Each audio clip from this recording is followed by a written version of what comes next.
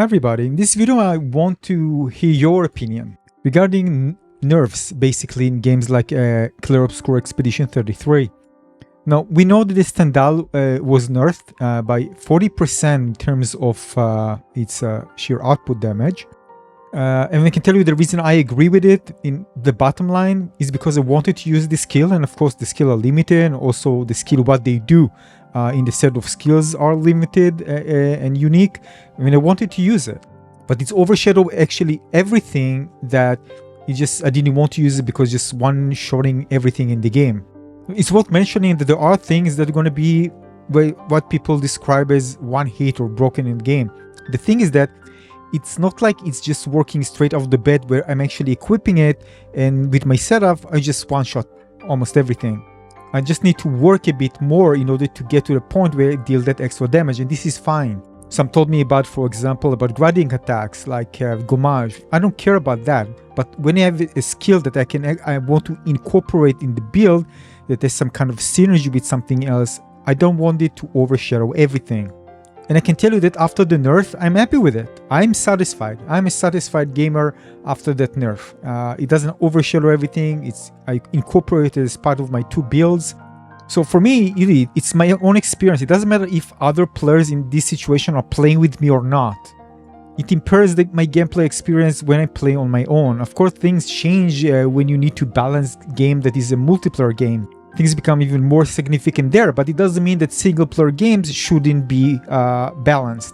Of course, they should be balanced. I mean, every game is balanced. I mean, imagine just if you come into a game, it doesn't matter which game, just one-shot everything that you see in front of you. You wouldn't enjoy it. So I'm just taking an extreme here, right? But yeah, you want games to be balanced in a way that it feels that you have some kind of a thing that you need to accomplish, a challenge to overcome.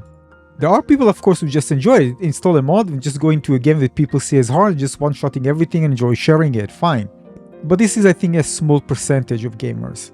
But that I'm saying just installing mods and really totally breaking the game. But when it comes to finding something that is overpowered, I think people will enjoy it. Majority of players will enjoy it and actually use it.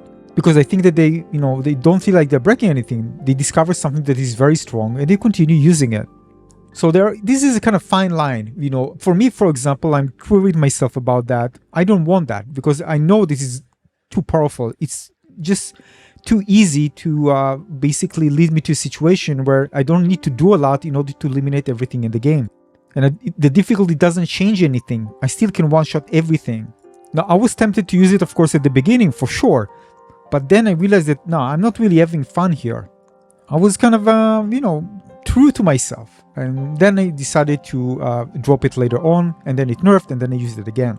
Because again, from something that's supposed to be tactical and fun and messing around with some synergies and different builds, it turned into something that, alright, I'm just going to use this one because it's part of my build and I don't need to do really anything else. I don't need to think about synergies, I don't need to think about different pictos where luminas will affect the build.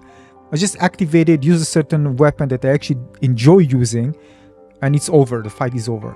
So the question is where you stand. Whether if you discover something that is very strong, would you actually make a change to allow yourself to enjoy more tactical combat, or you continue using it because that's how it is? It's not your fault, the developers made the game like that. Even though it's a single player game, do you think there's an importance for the game to be balanced? Not talking about extreme here, but a situation like that in the game. Whereas it's not just the skill, although the skill was very strong as well, it's also a combination of weapon and skill that make it even more powerful. Nonetheless, in general, do you think this is something that you want to be addressed in games that you play, single player games? I mean, of course you can just not use the skill, but as I mentioned before, I want to use it. It's not like we have like hundreds of skills that alright, this is just one of them. The selection is limited, the specific attributes of the skill is unique to it, and I want to use it. I don't want to skip it because it's just very strong. Very strong as an understatement here, yeah? Now you need to understand, nerfing a weapon doesn't mean that you need to nerf everything. Nothing to a certain degree. That it just doesn't overshadow everything. Usually you have a pyramid. It's like you have those who are relatively weak and kind of underperforming in many type of builds and synergies, and you have the top, and until you reach the top of the pyramid when you have just a few that are very, very powerful in many builds. sometimes people discover is something that actually considered to be not that great, actually great if you combine it with something else. This is something great to discover, especially in RPG games, where you have lots of deep mechanics, and you can kind of, if you find the right combination, it's really satisfying to see the result that something that is not considered being powerful becomes powerful.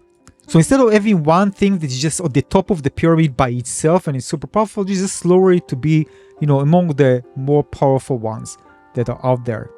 And again, I'm talking about skills. I'm not talking about some, the gommage, which you can actually this is something that I can actually ignore if I don't want to use it. Because gradient attacks don't really dictate the build. When I create the build, I don't really focus on those. I actually focus on skills and the synergy between them. Not just the skills, but again, the luminas, especially luminas, and the skill that I'm actually using, and the combination between interactions between the different party members and their abilities and skills.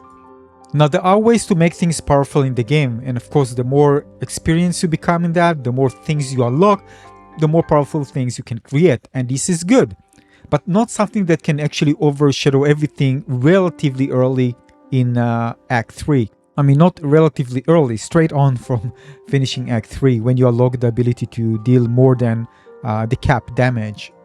So yeah, bottom line is, again, this is more general, but also specifically for this game, if you want to share your opinion about this game. Nerfs, if you want to see other nerfs in this game, and what do you think about nerfs in single-player games in general? I know there are negative aspects to it, don't get me wrong, there are positive and negatives.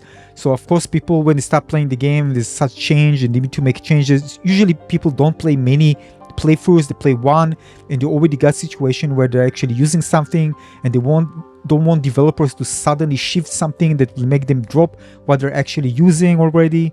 This way it can lead to frustration, especially when they enjoy actually having something powerful or discovering it, and suddenly, somebody decided to take it away and they need to make changes during gameplay or something like that.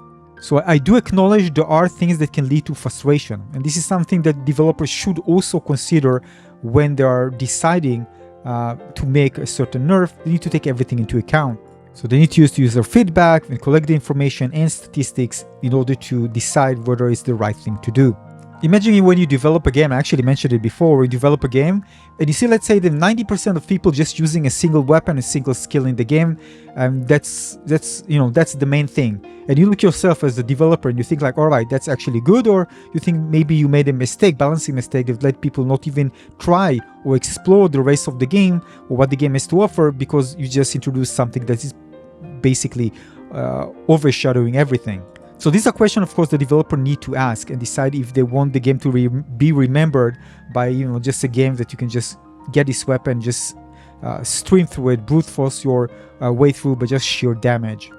But again, this is kind of more an extreme way. But actually, I don't know the numbers, of course. I'm just giving kind of an example that I think that maybe the developers saw when people play Clair Obscur Expedition 33, they saw the one thing really kind of stand out the most in terms of how people actually play the game. But this again is an assumption.